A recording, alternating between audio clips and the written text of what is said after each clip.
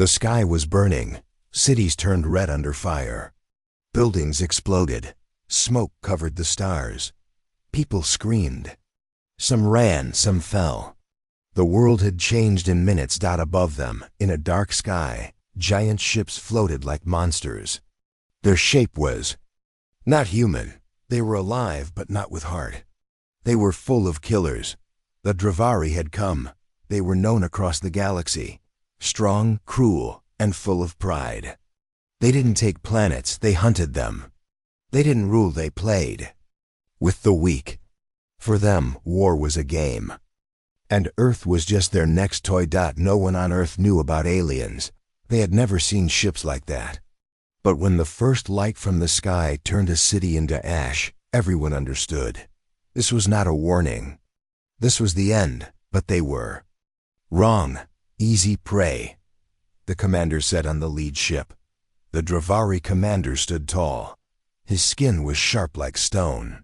His eyes glowed yellow. He watched Earth through a wide glass window and laughed. These creatures live in the dirt. He said, they have no teeth, no claws, no ships. They are just food. His soldiers laughed too. Loud, proud, and without fear. One of them asked, shall we begin the hunt? The commander nodded. Yes, let them run. The chase is more fun that way. And so it began. Thousands of alien troops dropped from the ships. They hit the ground. Hard, shaking streets. Some looked like metal beasts. Others were fast and thin, carrying weapons that melted steel. They entered cities, forests, towns. They burned homes, took people. The air smelled like smoke and blood. Still, some humans fought. Back, police, soldiers, even some brave citizens. But their bullets were useless. Their tanks were too slow. Nothing worked against the Dravari. Look at them, a Dravari officer laughed, throwing fire at the sun. Captured a man named Rourke stood on a rooftop, watching the destruction. He had been a soldier once. But now he was just another face in the smoke. His city was gone. His family? He didn't know. He had a plan, though. Not to win. Not to escape, but to begin something. He let himself be caught. 4 Dravari soldiers found him standing alone near a broken wall. They raised their guns, ready to shoot. But he did not run. You surrender? One of them asked in a deep voice. Rourke nodded. They bound his hands and took him to their base. In the camp, the Dravari made their base inside a fallen city. Skyscrapers now stood like skeletons. Their camp was full of human prisoners, tired, crying, angry. Some screamed. Others sat, still like ghosts. The soldiers threw Rourke inside a cage made of glowing light. One of them whispered, another scared rat. But Rourke wasn't scared. He looked around, studied everything. The guards, the weapons, the cameras. The way the doors opened. He sat calmly waiting. A day passed. Then 2. The humans lost hope, but Rourke's eyes stayed sharp. He watched, listened, remembered. On the 3rd day something changed. The alien commander came. The camp gates opened wide. A large alien walked in, taller, heavier, wearing armor that looked like fire. It was the same commander who had given the order to burn Earth. He stood before the cage and looked down at Rourke. You were once a soldier? He asked in a voice like thunder. Rourke looked up. I still am. The commander laughed. You have lost. Earth is dying. Your people are weak. We've taken 100 planets before you, and no one could stop us. Rourke smiled. Just a little. The commander narrowed his eyes. Why do you smile, insect? Rourke leaned forward, still, calm. His voice was low, almost like a whisper. Because you made one mistake. The alien frowned. What mistake? You came to Earth, Rourke said. The warning, the commander growled. This planet is nothing. Rourke's smile grew wider. You see a weak world, but Earth doesn't break. It remembers. We are slow to start, but when we rise, he paused. We do not stop. The other prisoners listened. Some lifted their heads. Something was changing. Rourke stood up. "You think you are the hunter," he said, "but you just walked into our jungle." The commander slammed the cage with his claw. "You dare threaten me?" Rourke didn't flinch. "I don't need to. You already feel it, don't you?" The alien stepped back without meaning to. "What do you mean?" he asked. Rourke spoke slowly. "You've killed millions, but now we know you. We've seen your face. And humans, when they see danger, they adapt, then they hunt." Something was moving that night. Something happened. One of the alien towers exploded.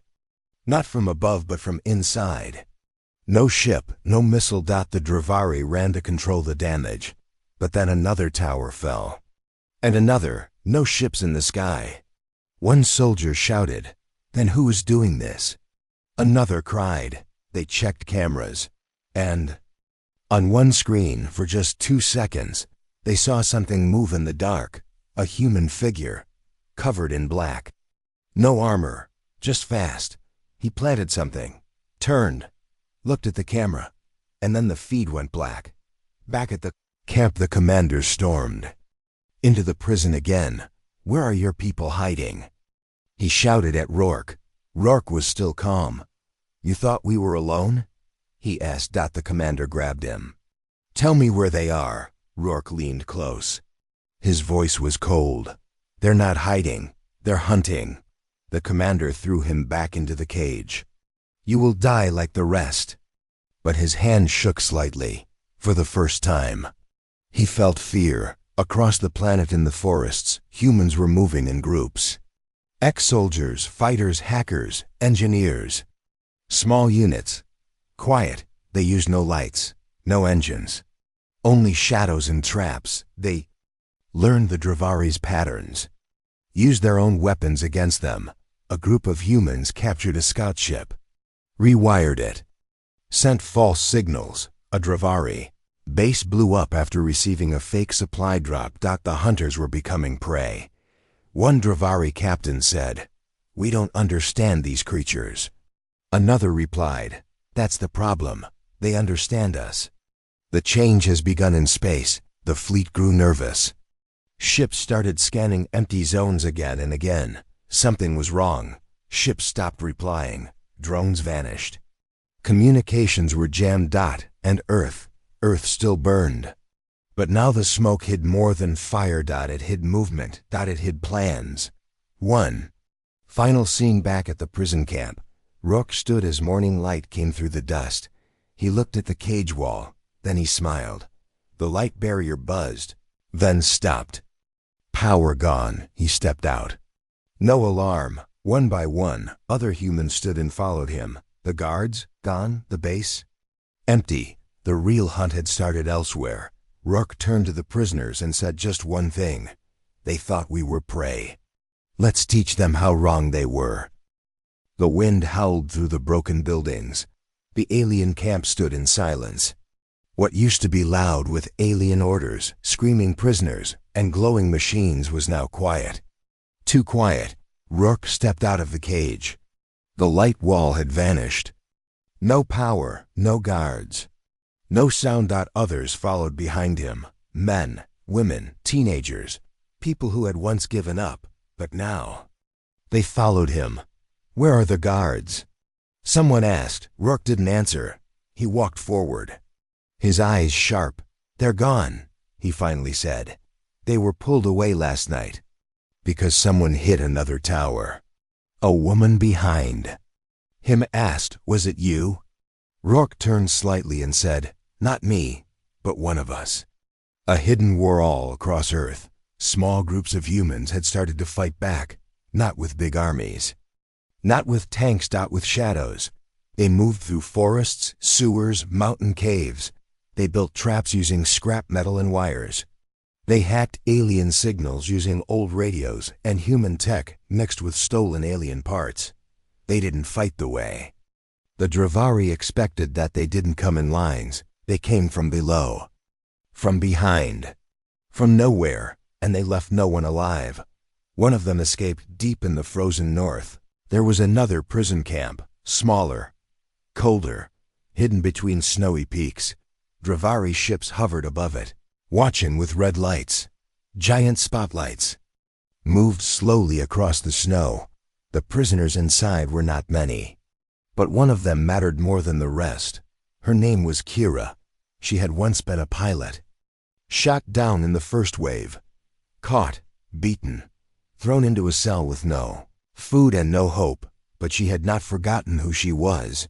The escape begins. The guard walked by her cell every hour. Same pattern. Step, scan, pause, step, scan. She had memorized the sounds, the timing, the way the door clicked open to feed trays. Her hands were bleeding from digging, nails broken. But she had made something. A blade, thin, from a broken metal dish and wires from the wall. That night, as the guard walked by, she stood in the dark corner, silent. He opened the door. As usual. Too slow. She moved like lightning. One stab to the throat. No sound. She pulled his body inside, took his weapon, and changed into part of his armor. Then she crawled through the waste tunnel. Snow hit her face like knives. But she kept going. Alarms ring late inside the control room. One Dravari saw something on the screen. Prisoner 117. Signal gone. Another officer frowned. Check the cage. Then screams echoed through the hallway. A human figure and stolen armor was shooting guards in the dark. One by one, they fell into the wild. Kira ran. She didn't know where. She didn't care. The cold bit her skin. Her body ached. But freedom burned inside her like fire.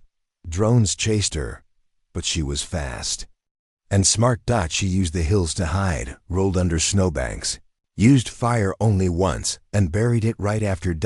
She survived for 4 days with no food. Only melted ice and stolen batteries to keep warm. Then, she found it. A human signal, short, scrambled, old Morse code. Alive. Narvalley.com. Rourke. She smiled. Found you, she whispered. The Dravari's panicked back in orbit. The Dravari command ships were no longer celebrating. They were shouting. Reports flooded in. North Prison lost. 2 more towers destroyed overnight. Patrols not returning. One captain yelled, "These are wild animals. Why can't we catch them?"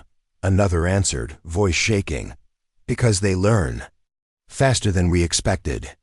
The Supreme Commander growled, "Then crush them all, find their leaders.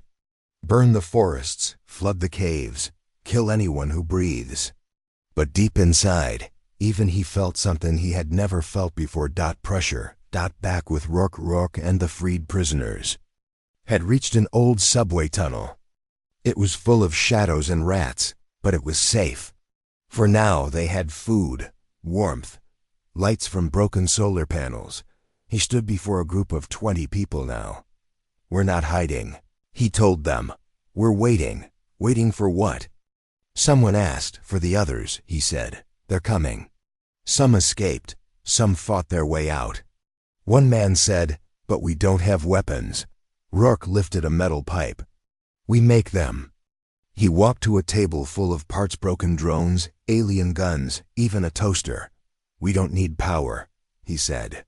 "We need pressure, surprise, and rage." Kira arrives that night. While the wind howled outside, someone knocked twice on the metal hatch. 2 quick knocks. Then one slow, a signal. Rourke opened the hatch slowly, weapon in hand. It was her. Kira fell into his arms. "You made it," he whispered. She smiled weakly. "Told you I would." Building the storm with Kira's help, they now had access to stolen alien weapons and maps of Dravari routes. She told them where the next power station was. "If we take that one out," she said, "they'll lose control of the sky in this zone." "Then we hit it," Rourke said. "Tomorrow?"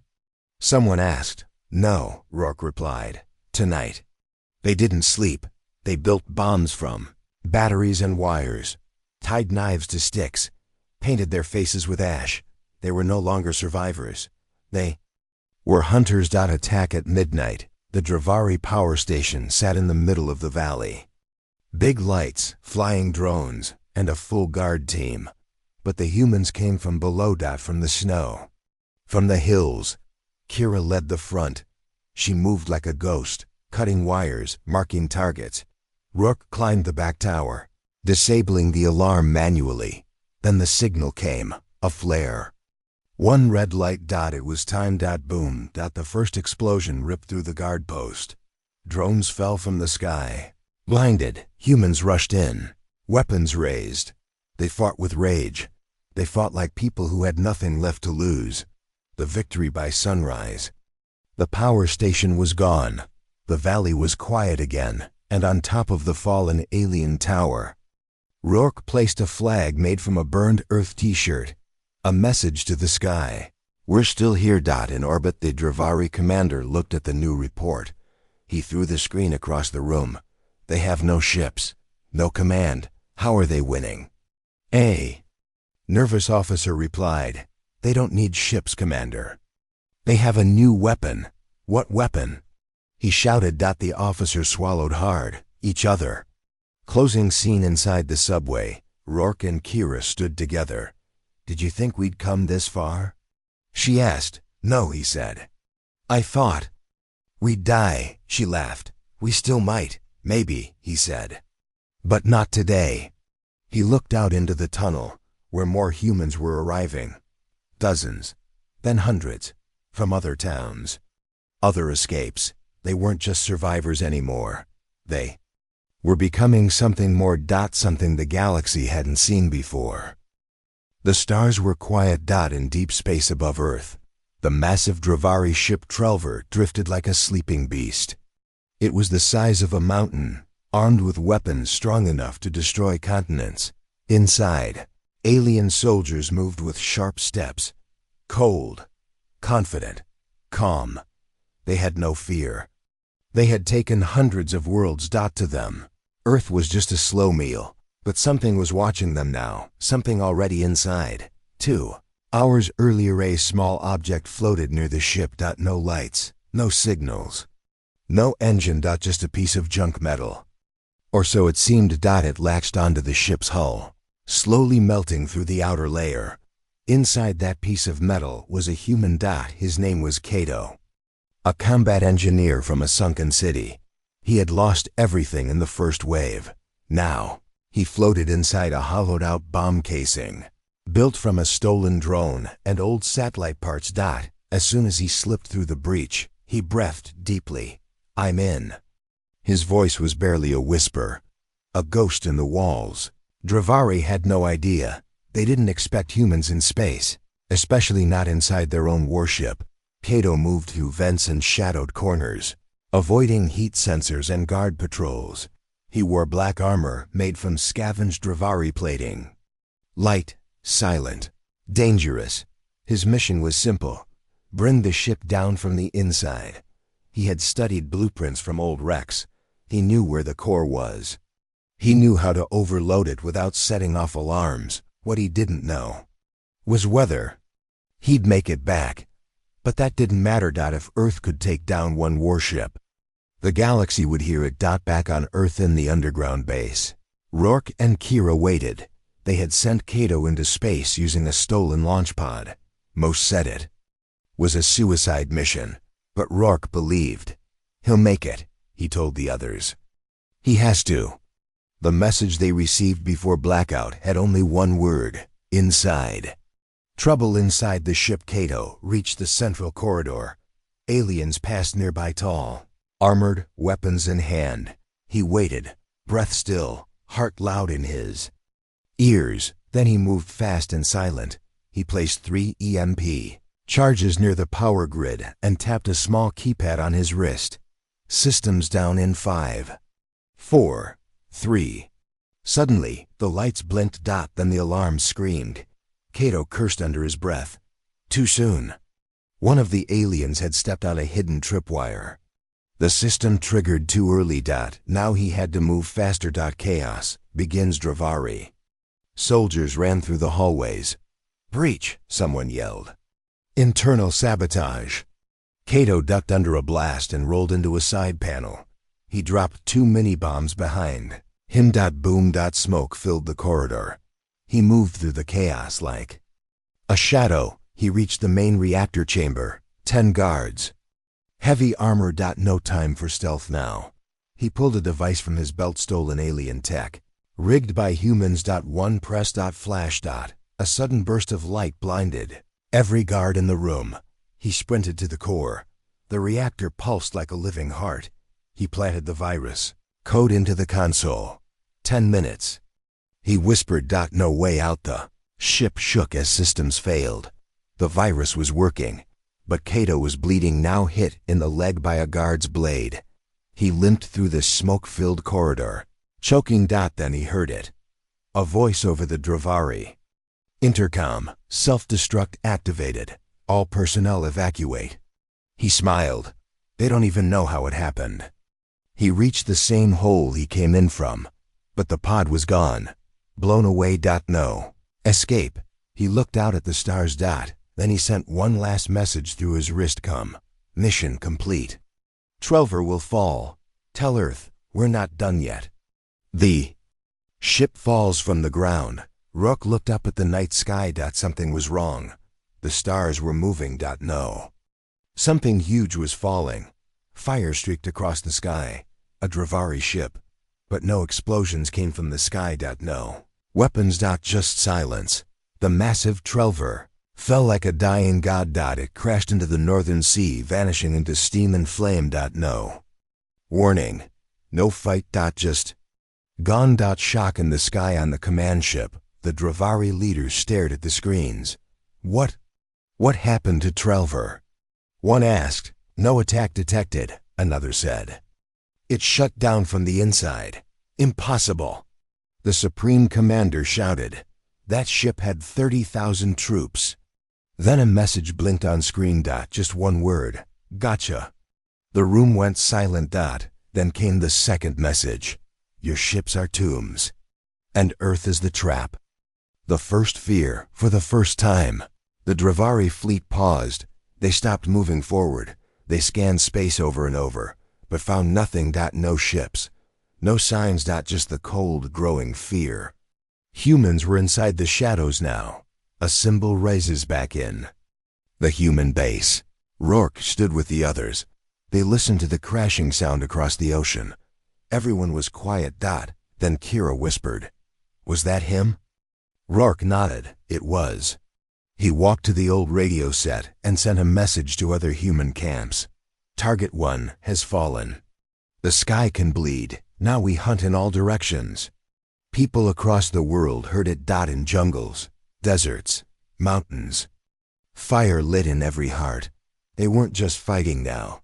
They were winning. In memory of the first ghost in the base.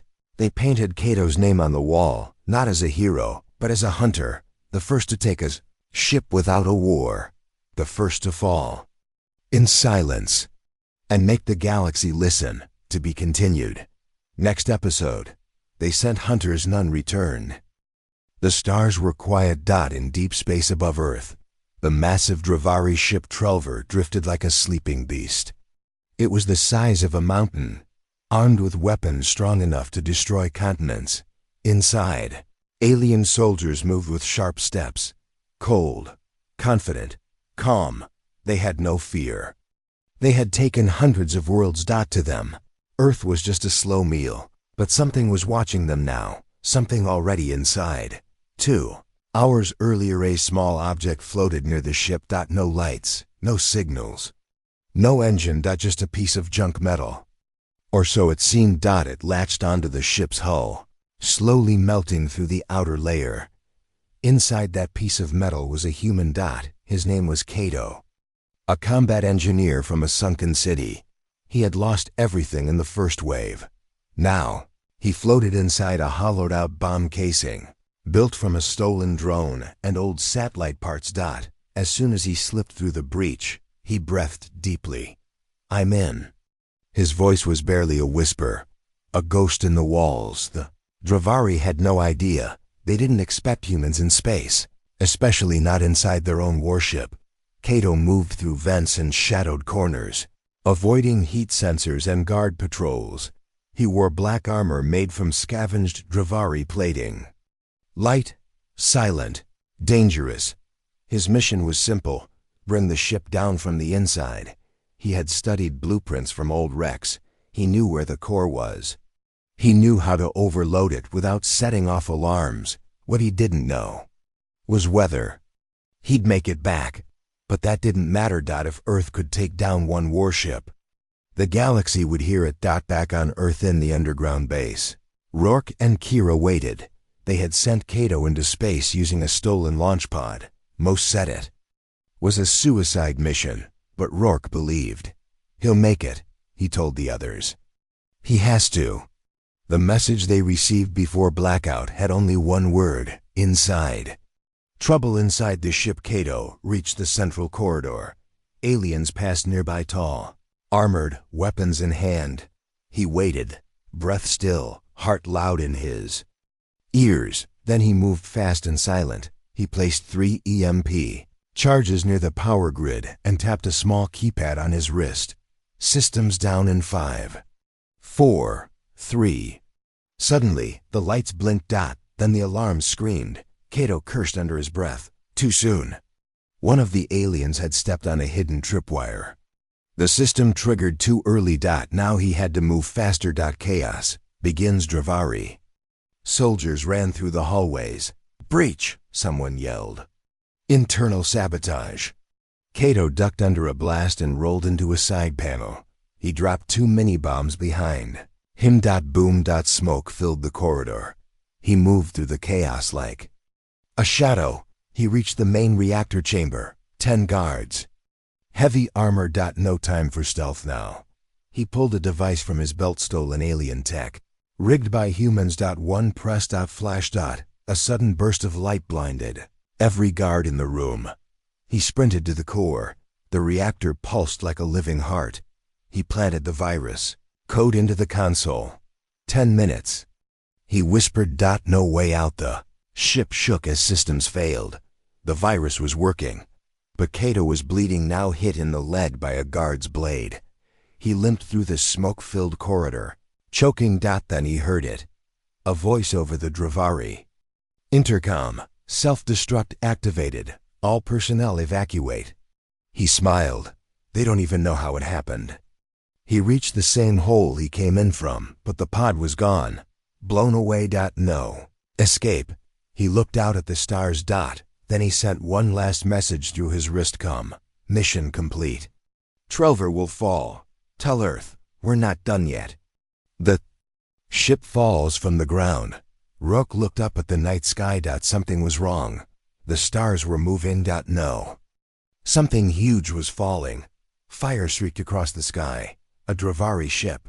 But no explosions came from the sky. No weapons. Just silence. The massive Trelver fell like a dying god. It crashed into the northern sea, vanishing into steam and flame. No warning. No fight. Just gone. Shock in the sky on the command ship. The Dravari leaders stared at the screens. What happened to Trelver?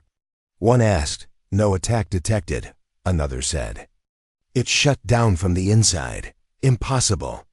The Supreme Commander shouted. That ship had 30,000 troops. Then a message blinked on screen. Just one word. Gotcha. The room went silent. Then came the second message. Your ships are tombs, and Earth is the trap. The first fear for the first time. The Dravari fleet paused. They stopped moving forward. They scanned space over and over, but found nothing. No ships.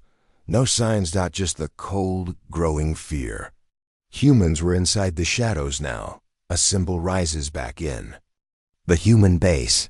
Rourke stood with the others. They listened to the crashing sound across the ocean. Everyone was quiet. Then Kira whispered, "Was that him?" Rourke nodded. It was. He walked to the old radio set and sent a message to other human camps. Target 1 has fallen. The sky can bleed. Now we hunt in all directions. People across the world heard it. In jungles, deserts, mountains. Fire lit in every heart. They weren't just fighting now. They were winning. In memory of the first ghost in the base, they painted Kaido's name on the wall, not as a hero, but as a hunter, the first to take a ship without a war, the first to fall. In silence. And make the galaxy listen. To be continued. Next episode. They sent hunters, none returned. The fire spread fast. Whole buildings collapsed into ash. Alien weapons burned the forest, the mountains, and anything that moved. Screams echoed through the valley. The Dravari were angry now, truly angry. They had lost ships, lost elite troops, lost their pride. So they sent something worse. The purge cannons. They didn't care who they hit, man, woman, child. Just fire and flame. Scorch the land, the Dravari commander had ordered. Leave nothing behind. But as the flames rose, she appeared, and the fire didn't touch her. One day before, the village of Ashwake was one of the last free places in the northern zone. Hidden between high cliffs and thick forests. It had survived the early waves, but scouts had warned Rourke a purge cannon was coming, the kind of weapon that turned mountains into glass. There was no defense. No walls strong enough. No caves deep enough. So Rourke gave the only order that made sense. Evacuate. But one person stayed behind. Her name was Murano. One really knew where she came from. Some said she was a doctor. Others said she had once been a weapons engineer. Some whispered she had survived the burning of 7 villages and walked out each time without a scratch. All anyone really knew was this. She never ran, not once. The last night in Ashwakamara. Stood alone at the edge of the village. She watched the horizon. It glowed red. The alien ship was coming. Some begged her to leave. An old woman cried, "Please, child, don't stay. You can't stop fire." Mara just looked at her and gently said, "I'm not stopping it. I'm walking through it." No one understood what that meant. They left her food, water, a knife. She didn't take any of it. She just waited. The purge begins at dawn. The sky opened. A long black alien ship hovered over the cliffs. No words. No demands, just a sound arising. Like the growl of a beast. Then fire dropped from the sky. It hit the trees first. Then the earth. Then the village.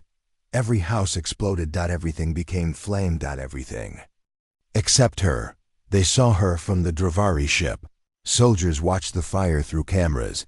They expected ashes. But one figure was moving. Walking. Straight. Through the flames. They zoomed in.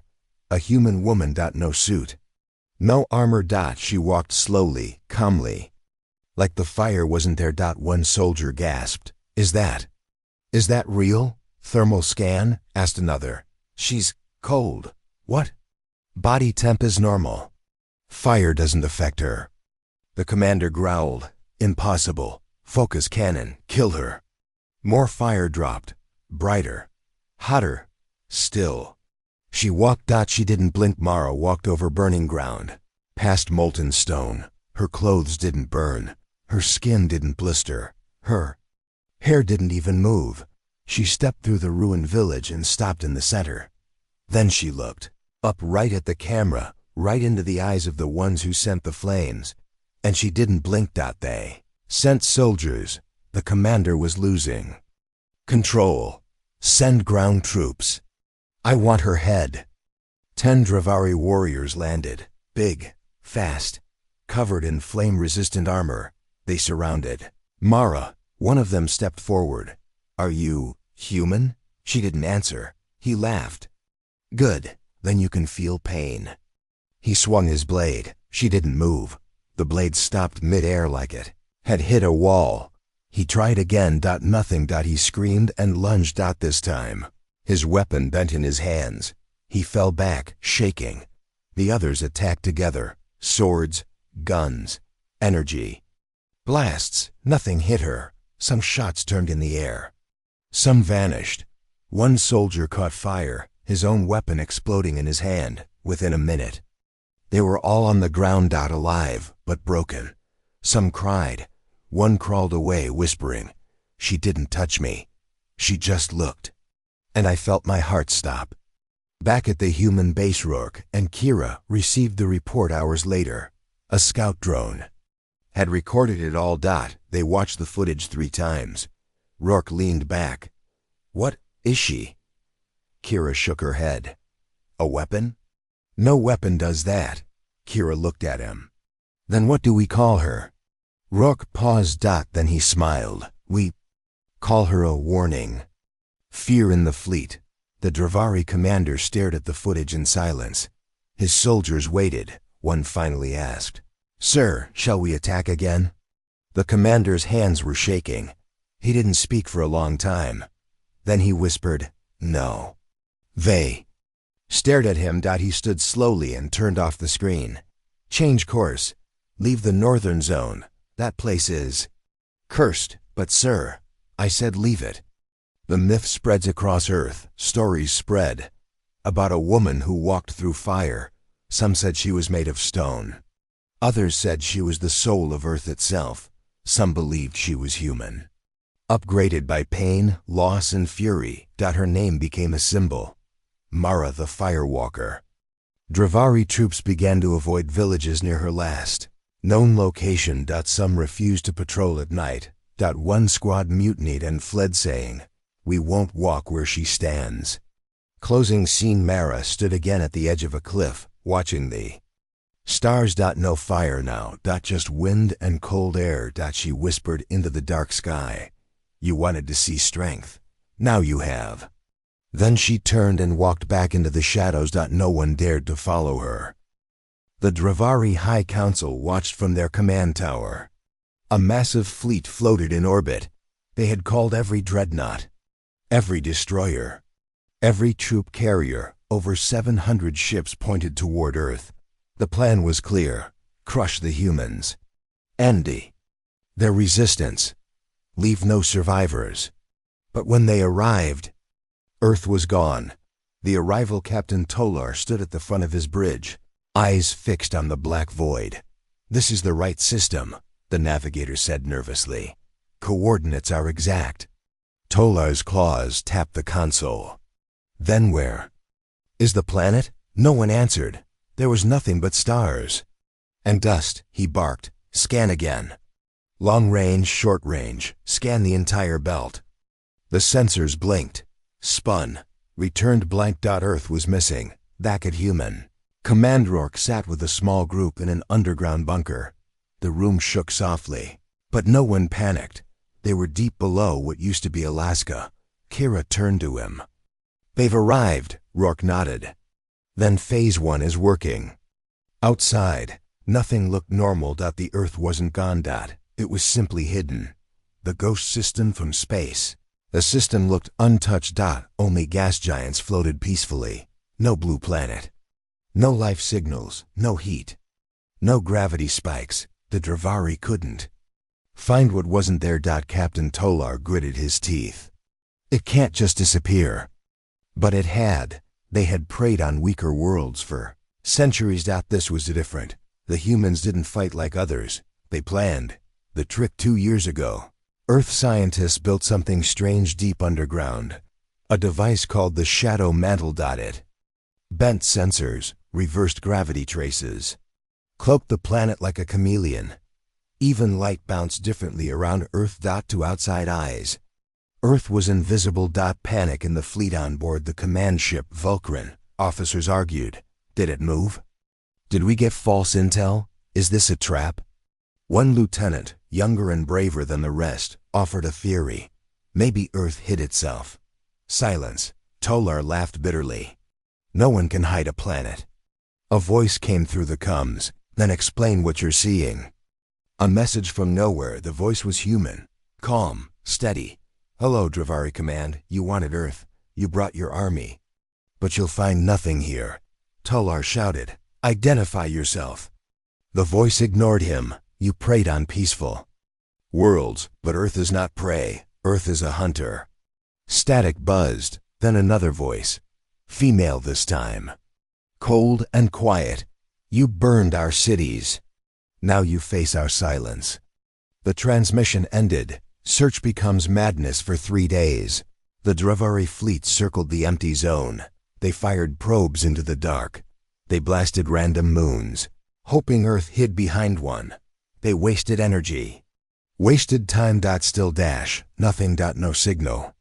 No heat. No trace. Some soldiers whispered in fear.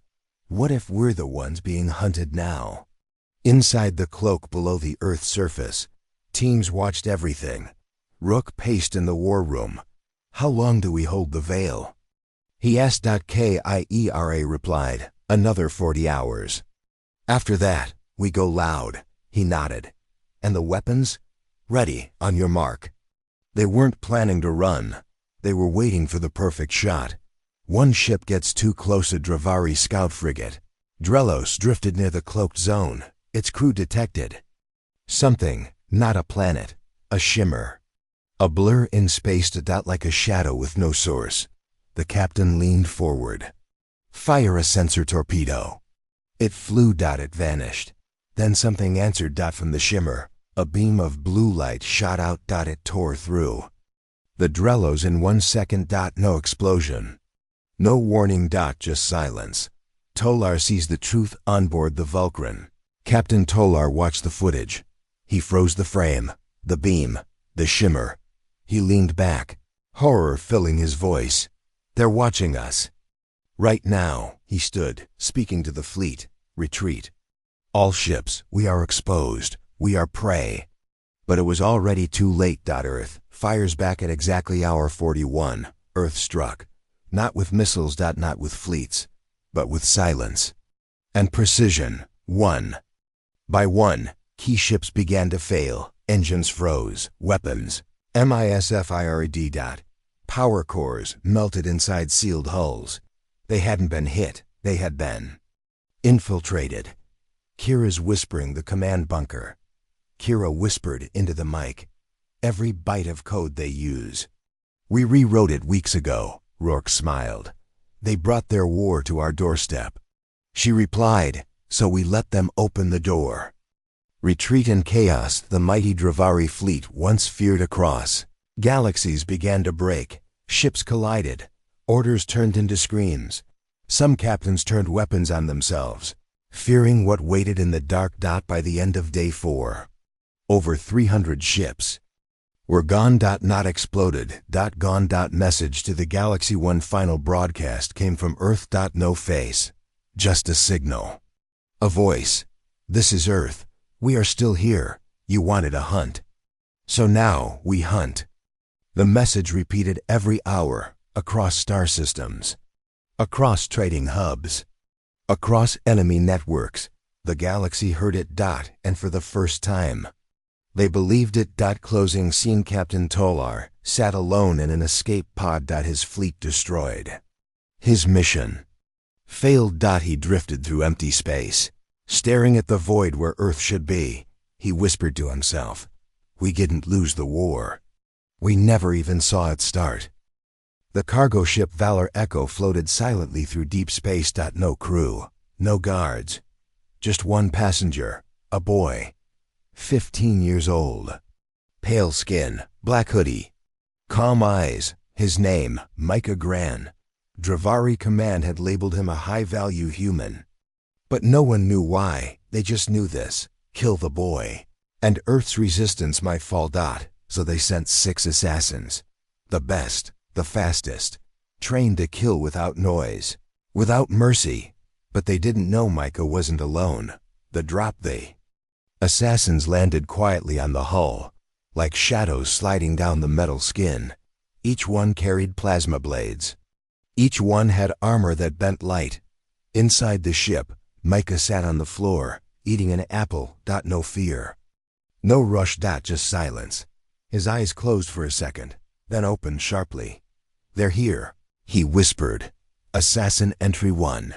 Assassin slid through a vent. Another melted a side hatch with acid gel.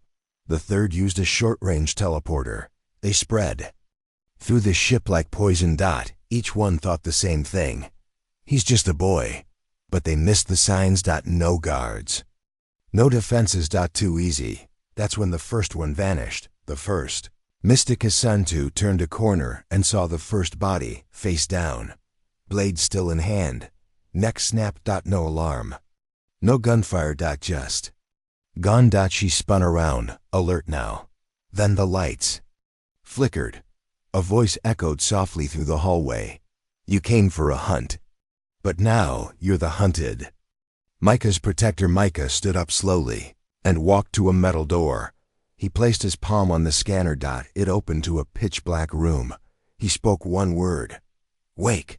Something inside moved. Something. Big. One by Ani Asin 3 stepped into a corridor. Sensors showed nothing. But his chest felt tight. Then the floor creaked, not under his feet, behind him. He turned too late. A metal hand grabbed his throat, lifted him. Squeezed. His body dropped seconds later. His helmet recorded only one thing: glowing red eyes in the dark. Back on Earth in the hidden bunker, Kira watched the footage live. Rourke entered the room. Status? She replied, they tried to kill the grandkid. Rourke frowned. And? She smiled. Didn't even get close. He sat beside her. The prototype is working then? Kira nodded. Better than we hoped.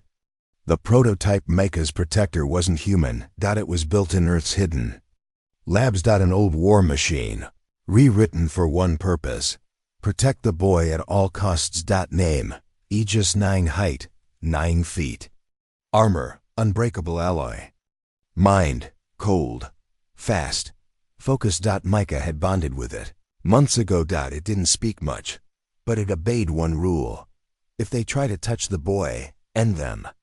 The last 3 assassins they regrouped in the engine room. Only 3 remained. Leader. Unit.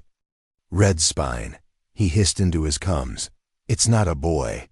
It's bait. Too late. A metal door crashed open behind them. Smoke spilled out. Aegis 9 walked through the smoke. Silent. Unstoppable. The assassins fired everything. Plasma rounds. Gravity darts. Neural bombs. Nothing worked. Aegis walked through it all. And started breaking them. Micah's. Calm Micah watched through a screen. No emotion. He didn't flinch when one assassin screamed. Cut through the ship. He didn't blink when the walls shook. He whispered to himself, you made monsters for war. We made one for peace. Final showdown. Red Spine didn't run. He activated his blade and charged. Aegis didn't move. The assassin slashed. The blade hit Aegis's chest. Did nothing. Aegis grabbed his arm, crushed it, lifted Red Spine by the head. For the first time the killer looked afraid. Micah's voice echoed from the ship's speakers. We told your kind humans are not alone anymore. Aegis dropped the body. Aftermath. The ship drifted again. Clean. Quiet. Micah returned to his seat. He pulled out another apple. Bite. Shoo. Silence. Then a soft voice from Aegis. Threat neutralized. Shall I resume rest? Micah smiled. Yeah, thanks. Aegis. Word spreads. Somehow the footage leaked. Dravari officers watched it in secret. Leaders denied it. But soldiers whispered one name now. The boy with the machine. They said he couldn't be tracked. Said he was guarded by something not. Even missiles could kill. And worst of all, they said he was just the beginning. Final scene, in a quiet room on Earth. Rourke looked at the wall. Dozens of names, pictures, files, each one a child. Each one a bonded protector. Kira stood behind him. We've built 20 more, she said. Micah was just the test. Rourke nodded. Then we don't just have soldiers. He pointed at the names. We have hunters. A quiet message spread across the galaxy. Not through war channels. Not from a general. From a child. Micah. Grand. His face appeared on 1,000 screens. He said just this. You hunted us. You broke peace.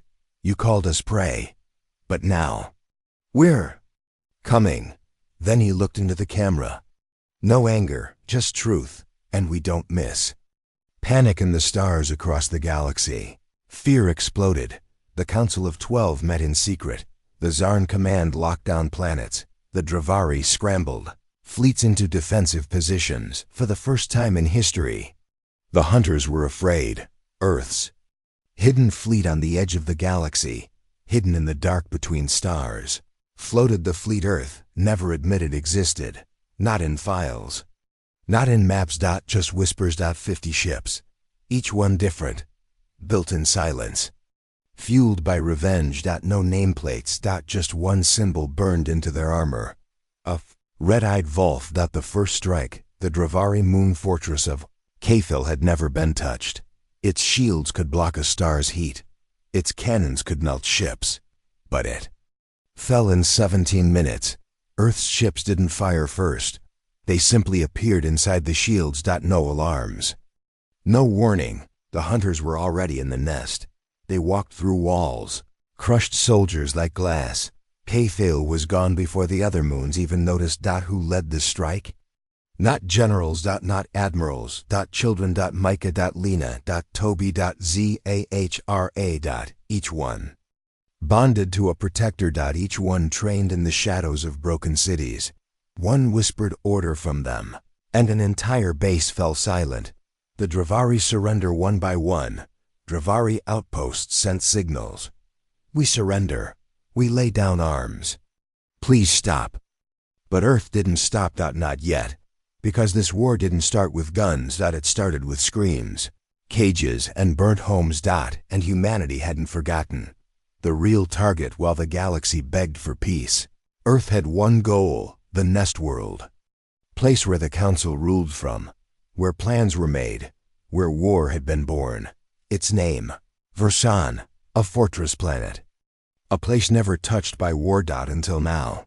The final hunt begins. Earth's fleet didn't arrive through space. They came from beneath. Old mining tunnels once abandoned. Reopened by humans months ago. The council chamber shook as metal doors exploded. Micah stepped through the fire. Behind him, Aegis 9.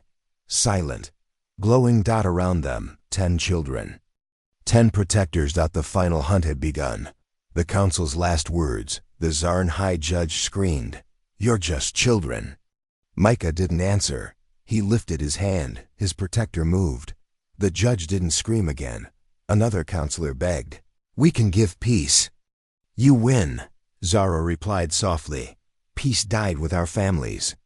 Justice, not revenge. Not all counselors were killed. Some were taken, put on trial, broadcast to the galaxy. Every lie exposed. Every truth burned into memory. Earth didn't want chaos. They wanted order, but on human terms. After the fire, Verxen was disarmed. The council dissolved. And Earth disappeared. No ambassadors. No trade ships. No messages. They left a simple warning. If you hunt us again, we will return, faster. What they left behind, the protectors? Deactivated. The children? Returned to quiet homes. But the galaxy knew better. If even one human child was taken, hurt, or used, the hunters would rise again, and no fortress would. Be safe. Final scene. Quiet farm on Earth. Micah sat under a tree, watching clouds. No screens. No war. Just grass and wind. Kira walked up behind him. "We did it," she said. He nodded. "No one's hunting us now," she asked. "What now?" He smiled. "Now we rest, and if they ever forget." He looked to the sky. "We remind them what hunted means."